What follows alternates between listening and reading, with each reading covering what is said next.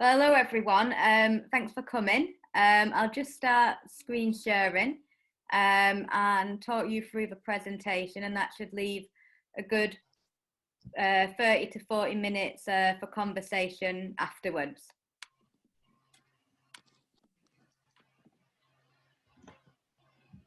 Okay, so I've kind of positioned this around working with the knowledge of lived experience and some key learnings from WP4.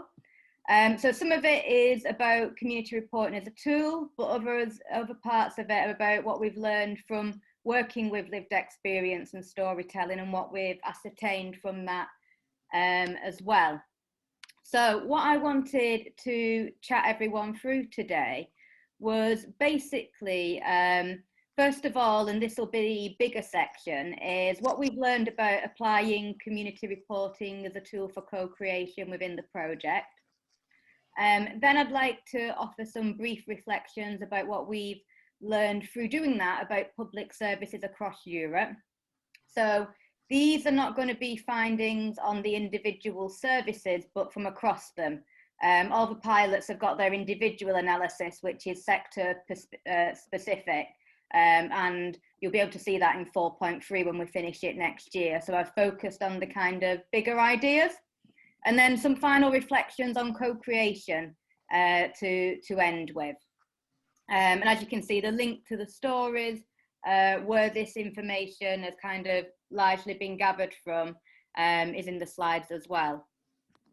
So if we think firstly about community reporting as a tool for co-creation, we didn't intend to set out to apply it as a tool for insight, a tool for dialogue, or a tool for reflection. We instead, as you all know, worked with each pilot to decide and co-design the community report programs with them. But then after looking at those programs and how we've used it in the project, it became apparent that these were the three main ways in which we've applied it. So first of all, as a tool for insight, I guess this is kind of where we're talking about community reporting as a participatory research method. And those of you who was involved in the CoSIE project also had experience of that, where we investigated social innovation projects from the people who access those services perspectives. In CoSIE, we've done a similar thing where we've used community reporting to gather insight around different issues, different topics, different people's experiences of services, and then to curate them into some form of findings. Moving, I guess, developing what we do and from where we started, I guess, with CoSIE, or where we started with many of you with CoSIE, was using community reporting as a tool for dialogue. So as a way of using storytelling as a kind of get-in route for people to be able to chat with their peers, but also people from beyond their peer group. So many of you have used stories as part of what we might have termed conversations of change events to stimulate dialogue between different stakeholders. So between different, might be people who access services, it may be policymakers, it may be frontline practitioners, it may be middle managers or strategic management. Or you might have used stories within the pilots or seen them used within the pilots to communicate certain ideas to different decision makers. And then finally, community reporting has also been used as a tool for reflection. And I guess this is where it might teeter into some of the co-evaluation work, perhaps. So what we've realized is that community reporting provides a space in which people can reflect on their experiences. And I guess that proactive reflection helps people to understand how they're experiencing things, how they're experiencing the world, and ultimately supports service development. So if I just move on to each one of these in an individual sense in a short while, before I do that, what I'd like to say though is that although I'm presenting those as like three different ways of using community reporting, they are, however, interlinked, and there's much more richness in them. So those of you who've looked at 4.2, this is a quite dodgy screen grab basically from from 4.2, which identifies the different ways that you told us you were working with community reporting. So from the interviews you've done and from your SWOT analysis of community reporting, this is how you said you were using it. And so we've kind of grouped all of those smaller things such as, you know, advocacy or knowledge exchange, active and deep listening into broadly into those parameters of being a tool for insight, dialogue and reflection. So, and as you've seen from there is obviously an overlap between them, and many of the pilots have used them not only in one specific way, but in multiple ways altogether. So if we ever think about community reporting as a tool for insight, some of the strengths of it from the pilots that was identified was that it provides rich qualitative information and new ways of understanding certain topics that other data just simply doesn't provide. It also has enabled certain groups, certain pilots to engage with more marginalised groups. So the Finnish case is a good example of this, where young students went out and talked to young people who are outside of the scope of services.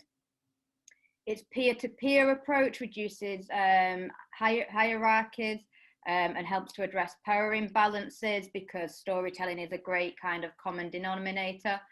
And it helps people to curate experiential knowledge into something that people might define as findings, as opposed to just anecdotal evidence that can be looked away at. Some of the weaknesses is that it takes more time and resources than other methods. So community reporting does take effort to get right, and it does take time to do. When staff try to use it in certain instances when talking to citizens, because of the existing hierarchies between them, it's not always as effective. It really does depend on the relationship and the way in which the professionals work with the citizens, basically. In some areas, like in Poland, the technology itself can be a barrier, depending on the group that you're working with.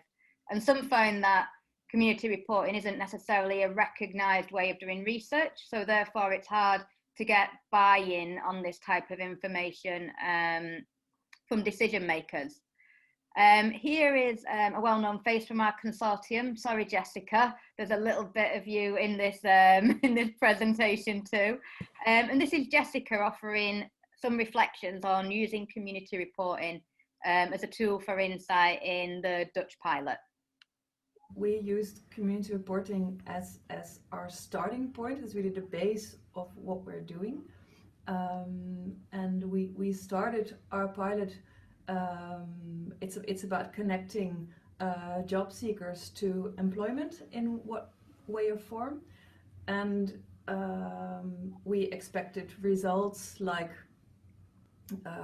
having to redesign the job application process and things like that.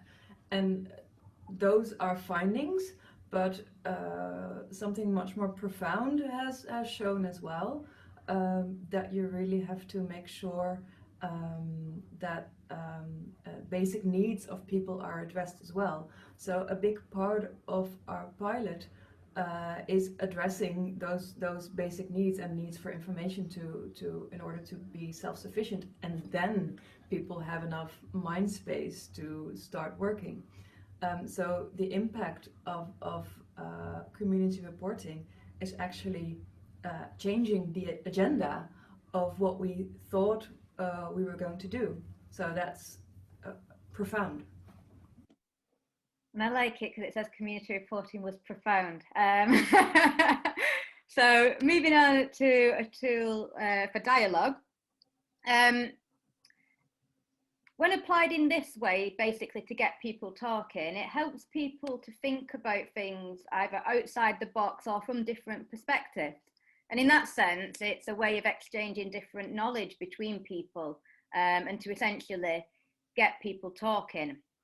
And one of the things that people came back and said was that it provided a space where different views could be heard without kind of those kind of hierarchical barriers. So it was okay as a space for different views, because we were just sharing our own lived experiences. As you can imagine, when you open up a space where people can set the agenda, it can also then be very difficult to get a consensus, which some of the pilots struggled with, like where does the consensus come from? I think my response to that is I don't think community reporting is about consensus. It's about listening and understanding different perspectives, but that can make co-creation quite messy. And equally, another criticism or another kind of difficulty in working with community reporting or lived experience was it can almost generate too many ideas for people because the space is so open. So here is Paolo from our Italian pilot reflecting on community reporting, allowing people to see things from different angles, maybe, or things that they already knew, but from a slightly different position. When we presented the results at the consulting committee, I really changed my opinion, and I think that I thought that the material world was extremely powerful in representing some issues. Some of the issues were already known, and so nothing was discovered really for some of the issues. But the way of representing with people talking was much more powerful and pushed for action to stakeholders, and some issues were less obvious. I would not say really unknown or but less obvious, and also it helped in rethinking the project in some way.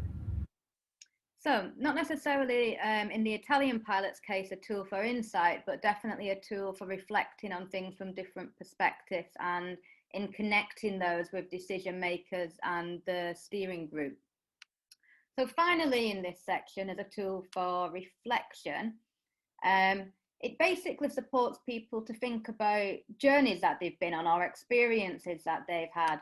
And I guess to coin what Michael talks a lot about, it supports deep listening, and it allows a space to be created where people can truly listen to one another. And in that sense, it's probably where it fits into the co-evaluation bit or the ongoing learning and development kind of part of co-creation. A weakness is that obviously community reporting is voluntary, and people talk about, you know, like creating a group and wanting them to be at the start of the project and at the end of the project and to track the learning throughout from the same people. And as we've probably all seen in all of our pilots, the people who are involved at the start of them might not necessarily be the people who are involved at the end. Same with community reporting. Community reporters move on in life or they dip in and dip out. So tracking over a period of time in a traditional way, i.e. someone tells the story at the start, the middle and the end, becomes difficult. But what it can offer is snapshot reflections at different points within a project's lifespan, regardless of if the same people are involved or not. And this is our Hungarian colleague Beta talking about how the Household Economies project used it in this kind of more reflective way. I think it is a very useful toolkit for project owners and for participants and other stakeholders also, because it helps participants to articulate their minds in connection their permanent situation or previous situation, and they are able to articulate their results, and not only on the surface but on deeper level also. And I think it is also helps them to grow their motivation, and it is a useful skill, useful technique, because it helps to develop the local community also. So, as you've probably seen in 4.2, these kind of reflections of strengths and weaknesses of application are built on further. And we also touch on the impact. And generally, the impact has been at an individual or an organisational level. So, the impact of using community reporting in the pilots has been around changing behaviours of individual practitioners, changing ideas or ideologies in that sense in people's minds, and in kind of giving people new skills to do different things. Organisationally, we've seen it used to design and influence services, and also to change the way that organisations are capturing data or working with data. At a more systemic level, I'm not sure we've seen a lot of that, partially because I think that change takes a lot longer, and partially our work package was set up to work with citizens or people who are accessing services as the primary target audience. In reflection, it probably would have been better focused at every stakeholder and used as a stakeholder engagement tool, because then if we would have perhaps had more push on involving policymakers and decision makers and strategic management in this from an earlier stage rather than just the end points in most instances, perhaps that more systemic impact would have been met. So that's some reflections on applying community reporting. What I want to touch on now is what we've learned from looking across the stories about the state of public services. So how public services are working across Europe. So as I said in the introduction, I'm not going to talk about sector specifics here because you've all got your analysis that we've done on those already. We sent them at the time that we did them to influence the pilots. But looking across all of the pilots that we've worked on, when people are talking about public services, and I'm not talking necessarily about the pilots here, but when we've done the insight work about people's issues and experiences of services beforehand, it's become really quite apparent that we need to rehumanise the system. Services really are becoming fundamentally disconnected from the people that they serve. And this isn't just in one country, this has been across the board when people have spoke about their encounters with institutions and public services to us. And there's three key issues, I think, that are causing this across public services. The first being bureaucracy, basically processes that create barriers and stop the service from working. The quote there on the screen, there's too much work, there's too much computer work, there's too many people, I'm struggling to remember the people's faces, is a quote from the Hull pilot. This is one of the probation workers who was talking about how in recent years, she basically has that many cases that she can't remember the names and the faces of the people she works with. And when the computer systems go down, it basically stops her from doing her job, and the computer systems go down quite regularly apparently. So when we have bureaucracy, that instantly starts creating these barriers and stops people from doing the jobs that they're meant to be doing, which is supporting folk. And then, as you've seen in the quote, if we're in a state where the bureaucratic systems are in place and they're impinging on public service professionals to deliver their jobs, ultimately it leads to depersonalization. You know, basically, I can't remember the people who I'm serving anymore. So how can you make that conversation personal if you don't even know their name? And then we obviously know that when services are not designed around the kind of needs or the wants or the kind of worlds of the people they're supporting, they very rarely connect or have meaningful impact. With depersonalization or a lack of personalization, I think we then get to the most significant part of what we found in some of the stories, which was othering.